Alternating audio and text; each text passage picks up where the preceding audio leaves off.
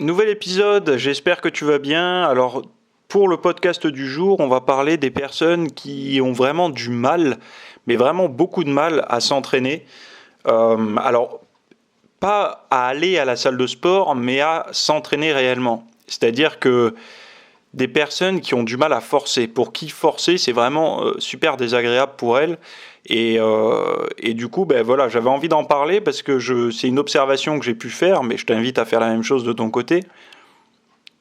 Tu peux voir plus ou moins les personnes qui progressent pas sur leur capacité ou non à dépasser le seuil de la douleur.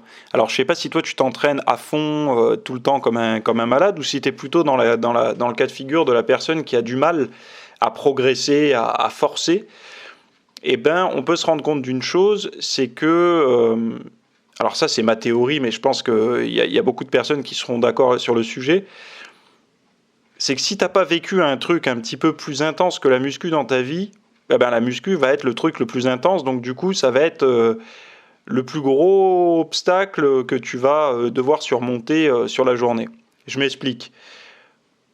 Personnellement, la muscu c'est pas le truc le plus hardcore que j'ai pu faire durant mon existence, donc jusqu'à mes 30 ans.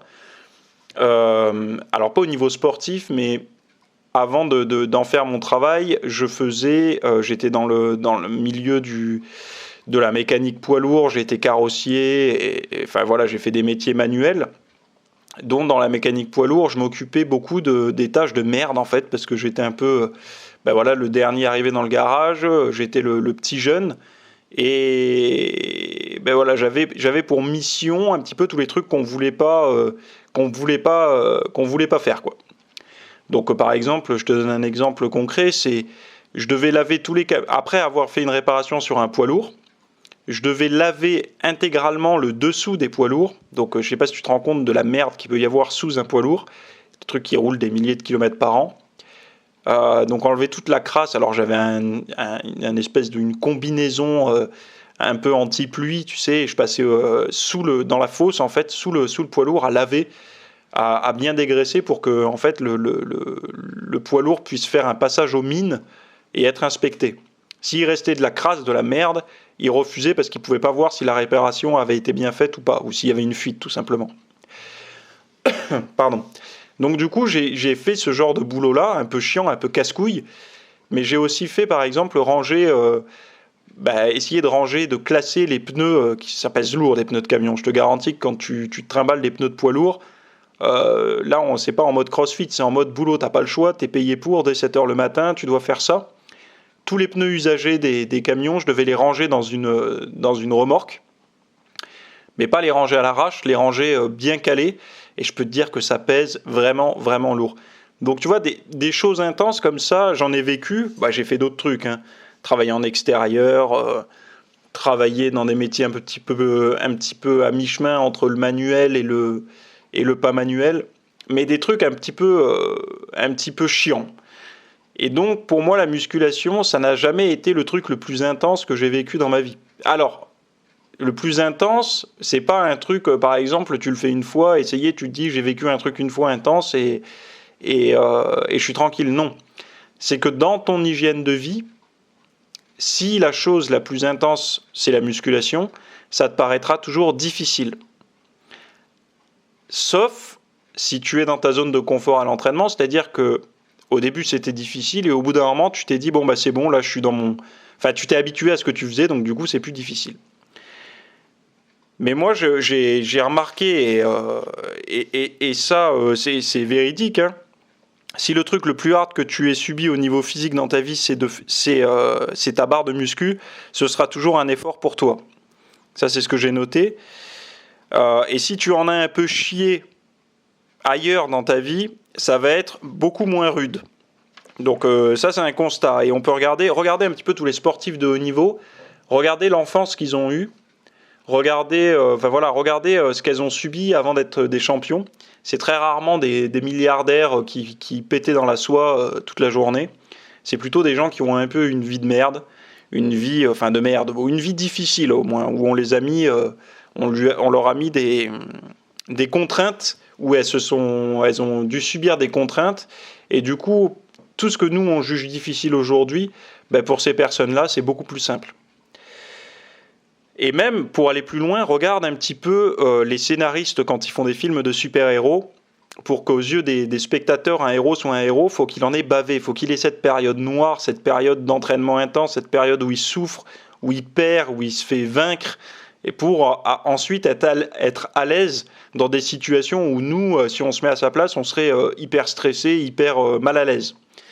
Donc même les scénaristes, ils l'ont compris que pour faire un héros, pour faire un guerrier, il faut toujours cette phase d'initiation à la douleur, à l'effort, au truc intense, au courage, et ensuite, quand il va au combat, quand il va à la bataille, pour lui, c'est quelque chose qu'il maîtrise et il est à l'aise. Et c'est pour ça qu'il est un peu unique, parce que il a justement eu ce background très intense, très, très sportif ou très contraignant, je ne sais pas comment on pourrait dire. Donc regarde un petit peu autour de toi, de toutes ces personnes qui progressent pas, regarde si c'est pareil, si une personne, j'en parlais dans un précédent podcast, mais une personne qui toute la journée monte des murs, des parpaings, fait du ciment ou monte des plaques de plâtre dans des intérieurs, enfin voilà, tous les métiers manuels, un mécano et tout. Pour lui, la perception de la salle de muscu, ça va être un endroit plutôt confort. Pourquoi ? Parce qu'il y a soit la clim, soit le chauffage, c'est à l'abri du vent, à l'abri de la pluie, les machines, les équipements, c'est propre, ça reste confortable, c'est-à-dire que prendre une barre de développé couché, pour ceux qui ont vécu un peu le truc, faire la différence entre une barre de développé couché ou une clé à molette, c'est quand même beaucoup plus ergonomique, une barre de développé couché qu'une clé à molette. Tu vois, ça fait moins mal aux mains, voilà quoi. Donc toutes ces personnes-là, tu te rendras compte que pour elles, la salle de sport, c'est un endroit de confort. Alors que pour quelqu'un qui travaille dans un bureau toute la journée, la salle de sport va être quelque chose de très inconfortable. Donc du coup, qui dit inconfortable, le simple fait d'aller à la salle, de commencer à pousser des barres, c'est déjà pour ces personnes-là quelque chose d'un peu extrême. Donc elles ont l'impression de faire le boulot, sauf qu'elles sont loin de la réalité de ce qui va donner des résultats finalement. Et cette réalité-là, elle est que tu vas commencer à progresser quand tu vas te sentir vraiment à l'aise en salle de musculation. Et pour ça, il faut vivre des choses un petit peu plus intenses hors de la salle de sport pour que justement tu retrouves cette sensation de où tu es à l'aise. Ça ne veut pas dire que tu ne vas pas forcer, mais ça veut dire que tu vas être à l'aise déjà dans l'environnement et avec l'équipement. Donc du coup, tu pourras aller bien plus loin que si le simple fait de passer la porte de la salle de sport et de commencer à t'échauffer est contraignant pour toi. Donc après, moi j'avais noté, c'est pour rigoler, mais j'avais noté des trucs pour se sortir un peu de sa zone de confort.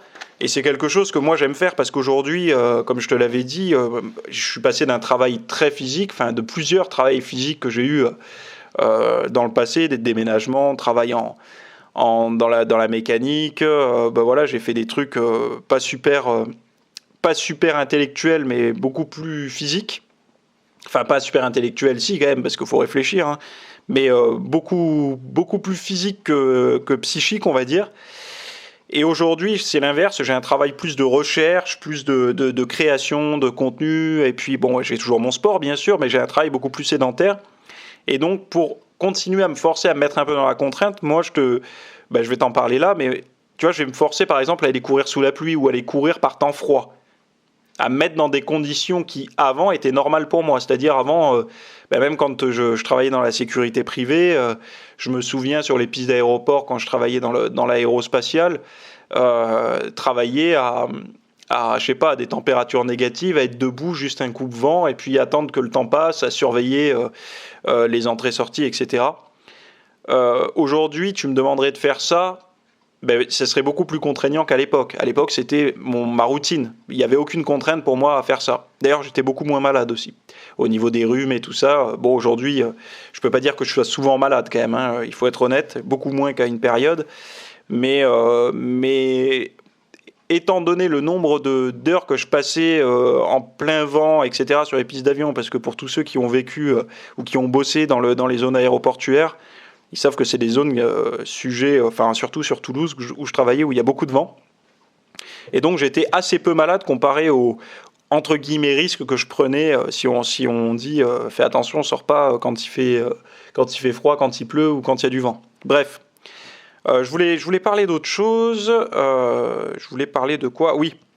Alors là, tu peux faire un test concret. Je ne sais pas ce que tu fais comme travail, mais là, c'est le test que je vais te proposer. Enfin, ça va être une question. C'est surtout pour les personnes qui sont en travail en intérieur, un travail confortable, un travail de bureau, un travail au chaud.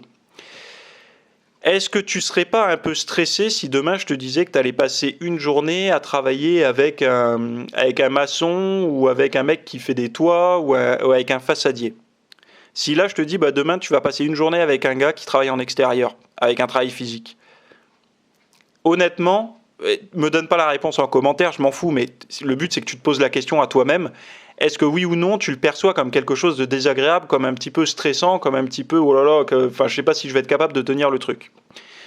Si la réponse est que tu as un petit peu une crainte, une appréhension de passer une journée comme ça, c'est que certainement, et je te le confirme, tu es dans une espèce de confort qui t'empêche d'aller vraiment pousser plus loin tes séances de muscu.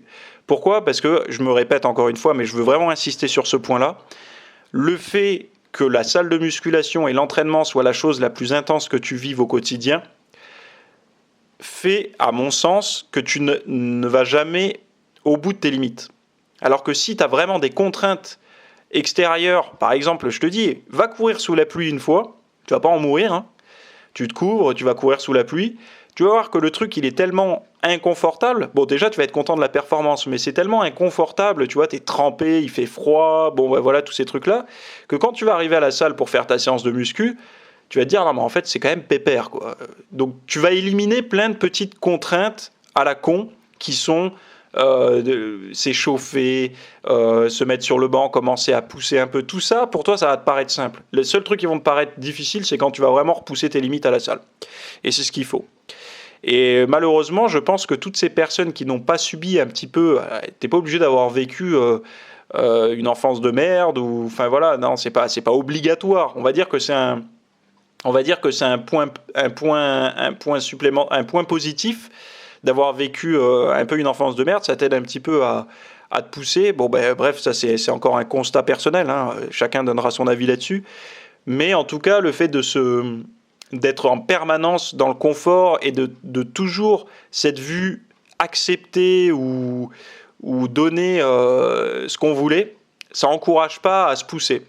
Et ça, on peut le voir avec les ados d'aujourd'hui, les ados un peu qui pètent dans la soie, là, qui sont équipés d'iPhone, équipés de toutes les nouvelles technologies, qui sont tout le temps dans l'extra confort. Et ben en salle de sport, ça donne strictement rien au niveau des performances. Et on voit même qu'ils se demandent même comment nous, on peut faire à se faire péter une durite, à rajouter des séries, à forcer. En fait, il y a beaucoup de gens qui ont peur de ce qui peut se passer s'ils se mettent à forcer. Je sais pas, elles peuvent avoir peur de tomber dans les pommes, de vomir, j'en sais rien. Alors que si elles avaient vécu des trucs un petit peu plus extrêmes en plein air, ou tu vois, même ne serait-ce qu'aller taper des sprints. Bon, si t'as jamais fait de sprint de ta vie, va pas faire des sprints après le podcast, mais de commencer à t'entraîner pour en faire, ça pourrait être une bonne idée.